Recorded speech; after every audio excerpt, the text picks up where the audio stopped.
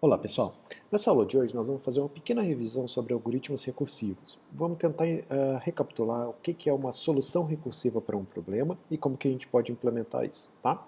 Então basicamente quando a gente está falando de algoritmos recursivos, né, nós estamos falando de soluções que envolvem basicamente métodos chamando a eles mesmos, tá? Isso utilizando aquela tática que a gente já tinha discutido, que é do dividir para conquistar, certo? Que consiste em obter um problema no tamanho aleatório, certo? Problema de tamanho n qualquer, tá? E dividi-lo em subproblemas de maneira a que a solução desses subproblemas sejam mais simples de serem resolvidas, tá? Até quando que a gente vai fazendo essas divisões? Até chegar no ponto, no menor problema possível, certo? Até chegar naquele passo a partir do qual a gente já consegue solucionar o nosso problema, a partir do qual a solução é trivial, tá? Vamos até por aqui, solução trivial, tá? Ou solução imediata, daria na mesma, beleza? Então, basicamente, quando a gente está falando dos nossos algoritmos recursivos, né, para implementar isso tudo, a gente tem basicamente que pensar em um passo base e um passo recursivo, certo? Esse passo base é aquele problema trivial, tá? É o menor problema possível que a gente consegue resolver da maneira mais simples possível, tá? Então esse daqui sim é para o qual eu tenho a solução trivial, tá? O meu passo recursivo é, digamos assim, um problema intermediário, certo? Ou seja, um problema, ou meu problema inicial, ou um subproblema que eu fui derivando daquele problema inicial, certo? E para o qual eu tenho que fazer uma chamada recursiva, tá? Então ele gera uma chamada recursiva, passando um problema menor. A ideia é que para fazer a solução de um problema utilizando um algoritmo recursivo, né, a solução geral, vou até escrever isso aqui em cima, né, a solução do problema geral, do problema completo, depende da solução dos problemas menores. Certo? Então, a ideia é que a gente consiga quebrar o nosso problema, né, até um ponto em que a solução seja trivial, a gente chega nesse ponto aqui da nossa solução trivial, e que essa solução trivial vá ajudando a solucionar problemas intermediários. Tá? Bom, os nossos algoritmos recursivos, né, eles podem ser utilizados nos mesmos casos em que a gente utilizaria uma solução iterativa. Né? Então, todos os casos em que a gente utilizaria um for, um while, tudo aquilo que envolve um loop, né, uma repetição de comandos, a gente pode utilizar uma solução recursiva no lugar. Tá? Então, aí envolvem casos em que a gente está manipulando coleção de valores, percorrendo vetores, enfim, outros tipos de situação. Tá? Para a gente exemplificar, vamos pegar alguns exercíciozinhos que estão aqui na nossa lista de exercícios número 4, tá? Vamos pegar, por exemplo, esse exercício 4 aqui, que pede para a gente escrever um algoritmo recursivo que verifique se uma determinada string corresponde a um palíndromo, isso é escrito da mesma forma de trás para frente. Sua implementação deve ser feita por meio do método boolean palíndromo string palavra, tá? Antes da gente entrar na solução desse cara, né, vamos ver aqui. Vamos pensar como que seria uma estratégia recursiva para resolver esse problema do palíndromo. Tá? Basicamente, um palíndromo é uma palavra qualquer, vou pôr aqui, sei lá, A, B, C, D, D, C, B, A. Tá? Então, essa daqui é uma palavra que é um palíndromo, certo? Ela é escrita da mesma forma, de trás para frente, de frente para trás. Tá? Então, A, B, C, D, D, B, A, C, se eu ler ela de frente para trás e de trás para frente, é a mesma coisa. Beleza? Então, para eu verificar se é um palíndromo, o que me interessa é sempre verificar as extremidades desse cara. Tá? Então, primeiro eu tenho que verificar aqui quem está aqui nessa primeira posição e quem está na última posição são o mesmo caractere, certo? Então, se eu for pensando, na primeira vez eu tenho que verificar se a da minha string inteira, né, A, B, C, D, D, B, D, C, B, A, né, se as duas extremidades são iguais. Se forem, eu tenho que eliminar essas duas extremidades e verificar se B, C, D, D, C, B, se as extremidades são iguais, certo? E verifico que se aqui eu tenho um B e aqui eu tenho um B. Se forem, eu tenho que verificar se C, D, D, C, se as extremidades são iguais, né? Se aqui na primeira posição eu tenho aqui o mesmo caractere nessa última posição. Se forem, eu tenho que verificar para essa substring menor se ela tem os mesmos caracteres, certo? Reparem que a partir disso daqui eu não tenho mais o que verificar, certo? Eu não tenho mais nenhum passo aqui embaixo, né? Porque aqui eu já verifico o menor valor possível. Então, aqui eu já considero que esse seria o meu caso base, certo? Ou seja, para strings com um ou dois caracteres, certo? Com dois caracteres, eu já tenho o meu caso base, tá? Se eu tiver, quando que eu vou ter um caractere? Quando eu tiver uma string com número ímpar de caracteres, tá? Se eu tiver número par, meu caso base vai ter dois caracteres, tudo bem? E esses daqui são os meus passos recursivos, tá? Então esses daqui, esse e esse aqui são os meus passos recursivos, tá?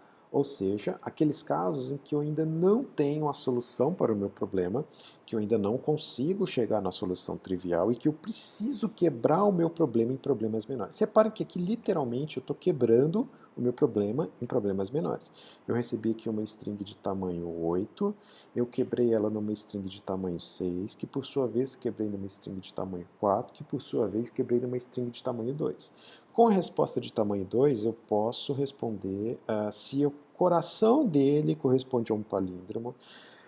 Aí eu posso verificar se o coração mais alguma coisinha corresponde a um palíndromo.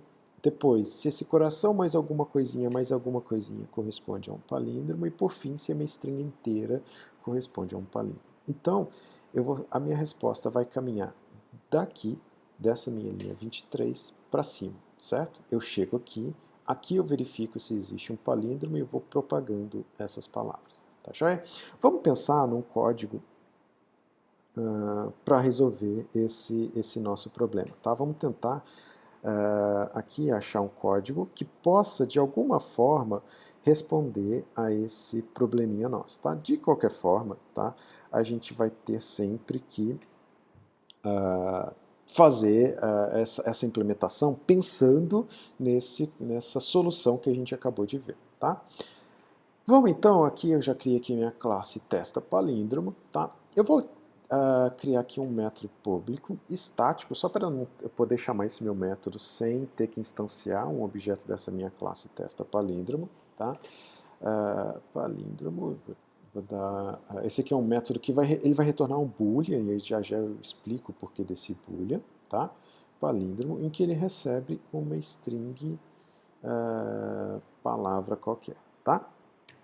A ideia desse boolean, ela vem a casar com esse problema que a gente tinha aqui, tá? Se eu voltar aqui para minha solução, a minha ideia é vir daqui até o final, chegar aqui no final eu verifico, isso daqui corresponde, esse DD corresponde a um palíndromo? Se sim, eu retorno um true aqui para cima, tá? Vou retornar um true aqui para esse passo anterior. Esse passo anterior, ele vai verificar se ele teve um true aqui de cima, aqui de baixo, e se as extremidades desse cara também correspondem a um palíndromo. Caso sim, ele retorna um true aqui para cima. Tá? Eu vou fazendo isso sucessivamente até chegar aqui no meu, em quem chamou essa minha solução recursiva. Tá? Vamos voltar aqui para o meu código então. A ideia então é pegar esse método, deixa eu só pôr um return false, só para ele parar de me apitar de maneira desnecessária. Tá? Então, a primeira coisa que a gente tem que verificar é se eu cheguei no meu caso base aqui, certo? Se eu cheguei no meu caso base, eu já posso resolver esse problema, né? Eu já tenho uma solução trivial para o meu problema, que chegou até esse passo, certo? Caso contrário, eu preciso fazer uma chamada recursiva. Então, eu vou verificar se meu palavra.length for maior do que 2, ou seja, eu não cheguei no meu caso base, certo? Aí eu vou fazer a chamada recursiva, tá? Então, a resposta desse cara, tá?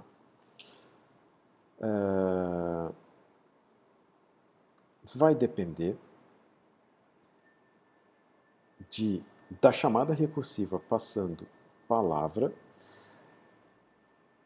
ponto substring, do índice 1 até palavra, ponto length, menos 1, certo? Então, com isso, eu estou eliminando isso daqui, tá? Então, com isso daqui, eu verifico se a subpalavra de tamanho n-2, certo? Assumindo que palavra tenha tamanho n, com isso daqui, eu vou verificar se a subpalavra de tamanho n-2 também é um palíndromo, tá? Aí, além disso, eu tenho que fazer a junção disso com palavra, a verificação, né? Se palavra.charete na posição 0 é igual a palavra.charete na posição palavra.length menos 1. Tá? Então, com isso daqui, o que eu estou fazendo? Estou fazendo a chamada recursiva para verificar se a palavra de tamanho n-2, se ela também corresponde a um palíndromo. E aqui eu estou verificando se as extremidades dessa palavra de tamanho n que eu recebi aqui, se ela corresponde, se elas são iguais, certo? O que é a condição necessária para isso daqui. Então, a junção dessas duas coisas, né? As extremidades têm que ser iguais e o que tem ali para dentro, né? A subpalavra de tamanho n-2 também tem que ser um palíndromo, tá? Else, ou seja, esse daqui é meu passo recursivo. Passo recursivo. E esse daqui é o meu caso base, certo? Meu passo base. Tá? Aí, no caso base, eu tenho a palavra de tamanho 1 ou 2, tá? Então, aqui ele já pode simplesmente retornar só a verificação se palavra.charete na posição 0 é igual a palavra.charete na posição palavra.length menos 1, beleza? Não preciso mais disso daqui. Com isso, eu consigo verificar se a minha palavra é recursiva, a minha palavra é um palíndromo ou não, tá? Então aqui é meu passo recursivo e aqui, deixa eu só consertar aqui meu passo base, tá? Aqui eu tenho então palavras de tamanho n igual a 0, perdão, n igual a 1 ou n igual a 2 e aqui palavras de tamanho maiores do que 2, tá? Aqui agora eu posso fazer um método main, public static void main, string args aqui. E aqui eu vou fazer um system.out. Posição de declaração string palavra. Eu só ponho aqui que é igual, sei lá, vamos pôr aqui Ana, tá? E uma P2 que é igual a banana, tá? E aqui eu vou fazer só um system.out. Println palíndromo, verificar se P1 é um palíndromo. Opa, P1 se é um palíndromo e se P2 é um palíndromo logo em seguida, tá? Aqui, P2, beleza? Vamos rodar esse carinha aqui pra gente verificar. Aqui eu tenho true para P1, ou seja, Ana de fato é um palíndromo, certo? E banana não é um palíndromo, tá? Ele me imprimiu falso para esse daqui, tá? Posso testar alguma outra palavra aqui? Sei lá, vamos testar uma palavra de um caractere só, tá? P3 que recebe só o A, por exemplo, tá? Só para a gente verificar. E a gente pode ver até... vamos ver essa P3 aqui, System Total. Println, palíndromo, passando P3, tá? Vamos ver aqui. Ó, só P3, tem só um caractere. Ela também é um palíndromo, certo? Então a gente pode, a partir disso, esse código cabe uma melhoria, tá? Se a gente verificar da maneira como está implementado aqui, ele não testa palavras vazias, então eu estou assumindo que as palavras aqui têm pelo menos um caractere, tá? A gente poderia tratar aqui o caso de uma string vazia, mas eu não vou alongar aqui para não demorar muito, tá certo?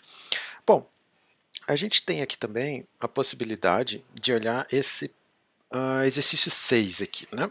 Ó, eu estou pedindo aqui para implementar um algoritmo recursivo para encontrar o maior valor dentro de um vetor, que essa função deve ser fornecida por meio de um método int maior vetor, em que ele recebe o vetor, e o int i, em que i indica a posição atual no vetor, certo? Então o que a gente pode fazer aqui? Nesse caso, a nossa solução ela passa por processar esse vetor, né? Opa, processar esse vetor, então vamos aqui só criar uma nova entrada aqui, maior no vetor, em que eu recebo um vetor de números, certo? Então eu tenho aqui um vetor x, que é igual a, vamos pôr aqui x1, x2, até xn, ou seja, ele tem n posições, certo? A ideia é que eu venha navegando no meu vetor, certo? Lembra que um dos parâmetros que eu recebo lá é o i, certo? Então a ideia é que o i vai começar no zero, então o i vai começar no zero, a ideia é que eu vá fazendo chamadas recursivas, enquanto meu i for diferente de n, certo? Sempre incrementando uma posição nesse cara, tá? E eu vou fazendo então até que eu chego ao ponto em que i igual a n. Quando o i for igual a n, cheguei aqui na posição xn do meu vetor, certo? Nessa posição, o que eu tenho que verificar é qual que é o maior valor lido até então, tá? Nesse caso, eu só vou ter lido um único valor, tá? Só vou ter verificado, eu vou verificar o meu vetor de trás para frente. Então, olhando para a última posição, ela até então é o maior valor, tá? Então eu retorno xn do meu método, certo? Eu retorno para a chamada anterior, tá? E aí na chamada anterior, eu tenho aqui um i igual a n menos 1, certo? Que vai incrementar o i e vai fazer a chamada com i igual a n, tá? Quando eu retorno xn, eu vou verificar na chamada anterior quem é maior, xn ou xn menos 1, certo? X na posição n menos 1 aqui, tá? Eu vou retornar quem for o maior dentre esses dois caras, tá? Aí para a chamada anterior, xn menos 2, eu vou verificar quem é maior. O maior entre xn, xn e xn menos 1, certo? Que foi retornada na chamada anterior. Opa, x na posição n menos 1. Ou x na posição n menos 2. Tá? Então a ideia é que eu vá vindo até o final do meu vetor e eu vá sempre retornando aquele maior valor até então. Tá? Então, se aqui o meu maior valor for, quando eu estou na última posição, o maior valor lido até então é xn. Eu retorno para a chamada anterior, que foi xn menos 1. Vou verificar quem é maior, xn menos 1 ou xn. Vou retornar o maior dentre esses dois e assim por diante. Até que eu chego aqui no meu caso base. Tá? Então, meu caso base é quando eu verifico xn, certo? Esse daqui é meu caso base. Esse daqui é quando eu cheguei nessa última posição, eu vou avançando o meu i até chegar na última posição. certo? Quando eu cheguei na última posição, eu começo a retornar. Quando eu começo, o fato de eu começar a retornar indica que eu não tenho mais chamadas recursivas, tá? Quer dizer que eu cheguei no último caso, no caso base dessa minha recursão. Então, uma vez que eu cheguei aqui, eu começo a retornar os valores, não tenho mais chamadas recursivas. Então, quando eu cheguei no xn, meu i igual a n, eu estou no meu caso base, tá? Todos os casos anteriores, então todos esses daqui, beleza? Todos esses caras aqui, eles constituem o meu passo recursivo, beleza? Esses caras aqui. Bom, vamos ver a implementação disso daí, como é que fica então, tá? Vamos aqui voltar para o Eclipse. Vou criar aqui uma classe, vou dar o nome de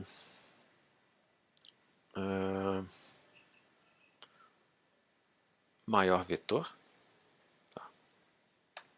Essa é a minha classe. E aqui dentro eu vou ter um método public static int, em que eu recebo o meu int mesmo, em que eu recebo aqui o meu int vetor, meu vetor de inteiros, meu int i que vai me indicar a posição atual, certo? Igual está lá no enunciado do meu perdão, aqui faltou o nome da questão, maior vetor, o nome do método, tá? Vou pôr aqui só um return 0, só para ele parar de gritar para mim, tá? Bom, então eu tenho que verificar se meu i foi igual ao meu vetor.length menos 1, quer dizer que eu estou na última posição do meu vetor, né? E aí eu posso simplesmente fazer o retorno do maior, certo? Então, quando eu cheguei na última posição do meu vetor, o maior valor até então é o 2. Tá? Então vamos imaginar, por exemplo, só para efeito de ilustração, imaginem que eu tenho esse vetor aqui, tá? 3, 5, 2, 1, 9, 3, tá? 9, 2, 4, é um número que não tinha 30. Bom, a ideia é que eu vá avançando até o final do meu vetor, vou avançando com o meu i até chegar nessa última posição e começo a retornar o maior dentre todos esses. Tá? Então aqui, quando eu cheguei na última posição, eu tenho simplesmente que retornar o 4. Lendo o meu vetor de trás para frente, tá? O maior valor lido até então é o 4. Então simplesmente eu vou retornar o meu vetor na posição i, beleza? Se não, tá? Ele vai ter que fazer a chamada recursiva desses caras, tá? Então, eu vou declarar aqui uma variável inteira maior só para me auxiliar nesse cálculo, tá? Eu vou fazer esse maior receber a chamada recursiva, tá? Maior vetor passando vetor e mais um, tá? Opa, e mais um. Ou seja, estou avançando o meu i, tá? Na primeira chamada meu i vale 0, eu vou avançar passando i mais 1, beleza? Bom, ele vai me retornar quando meu i vale 0, por exemplo, a ideia é que ele já tenha lido todo mundo aqui, tá? E ele vai comparar esse valor 3 com o maior dentre todos esses daqui. Tá? A ideia, então, é que ele verifique if maior sendo maior do que meu vetor na posição i, ele retorna esse maior. Tá? Ou seja, o valor que veio daqui de trás é maior do que o valor que eu estou na posição atual. Certo? Nesse caso, o maior valor é esse que veio de trás. Tá? Se não, ele vai retornar meu vetor na posição i. Tá? Posição i. Imagina, por exemplo, que eu tivesse o caso que, em vez de 3, eu tenho 13 aqui nesse vetor, nessa posição. Tá?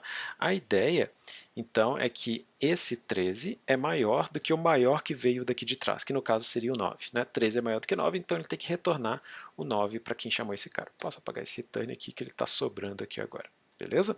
Bom, vamos ver se isso daqui funciona. Static void static void main string args. Vamos declarar aqui um vetor int vet new int.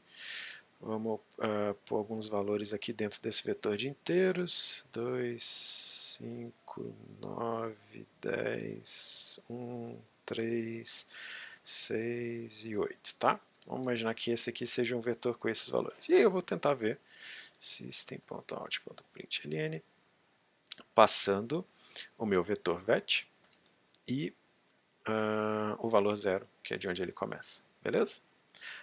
Perdão, passando aqui a chamada do método, né? Maior vetor, passando o vet e 0. Tá? Só um aqui, beleza? Agora foi.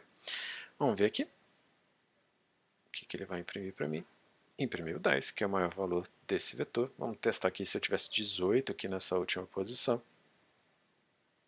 Ele está imprimindo 18. Imagina que eu tenho 22 aqui na primeira posição. Ele está imprimindo 22, certo? Então a gente já viu que isso daí funciona, né? Pessoal, então é isso. Nessa aula aí a gente fez esses dois exercíciozinhos. Tentem praticar, tentem verificar se isso daí funciona de fato, tá? Modifiquem esses exercícios, façam os outros exercícios dessa lista e a gente se vê na próxima aula. Até lá.